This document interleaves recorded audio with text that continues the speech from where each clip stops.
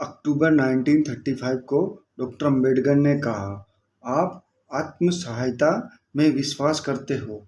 आपको अपने पैरों पर खड़े होकर अपनी उन्नति के लिए संघर्ष करना है। अगर अचानक मेरे साथ कोई अनहोनी हो जाए या मैं ना रहूं, तो मेरे बाद भी आपको संघर्ष जारी रखना होगा। आगे डॉक्टर अम्बेडकर कहते हैं कि हम इस निष्कर्ष पर पहुंचे हैं कि छूतों की मनोवृत्ति में कोई बदलाव नहीं आया है और अछूतों का अधिकारों के लिए निरंतर लड़ाई के बाद भी छूतों के व्यवहार में कोई स्नेह वाली बात नहीं है।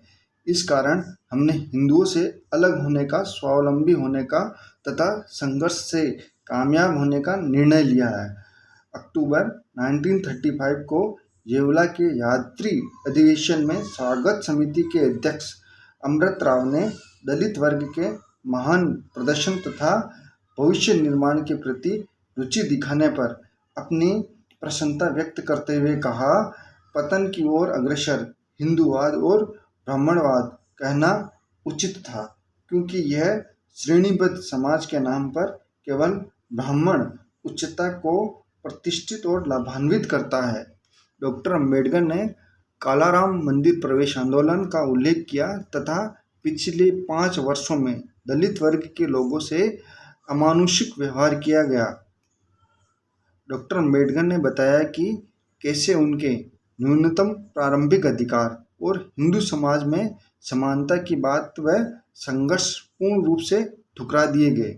डॉक्टर अम्बेडकर ने बताया कि बड़े दुख से उन्होंने यह यथार्थ समझ में आया कि हमें अपना ध्येय प्राप्त करने के लिए लगाया समय तथा धन और प्रयास सब व्यर्थ पाए। डॉक्टर अम्बेडकर ने कहा कि वे असमानताएं जो हम झेल रहे हैं और तिरस्कार जो हम भोगते हैं, केवल हमारे हिंदू होने के कारण ही है।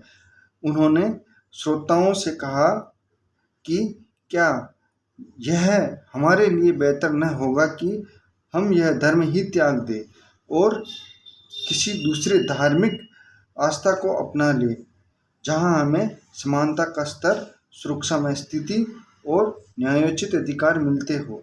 डॉक्टर अम्बेडकर ने हिंदुत्व से सब रिश्ते नाते तोड़ने के बाद राहत तलाशने और आत्मसम्मान प्राप्त करने जैसी क्रियाओं किसी दूसरे धर्म में शरणागत होने पर प्राप्त करने के लिए प्रोत्साहित किया, परंतु उन्होंने चेतावनी दी कि उन्हें नई धर्म व्यवस्था के चुनाव में सावधानी बरतनी होगी कि व्यवहार में समानता, प्रतिष्ठा और अवसर प्राप्त करने में कोई भी शर्तें लागू न हो।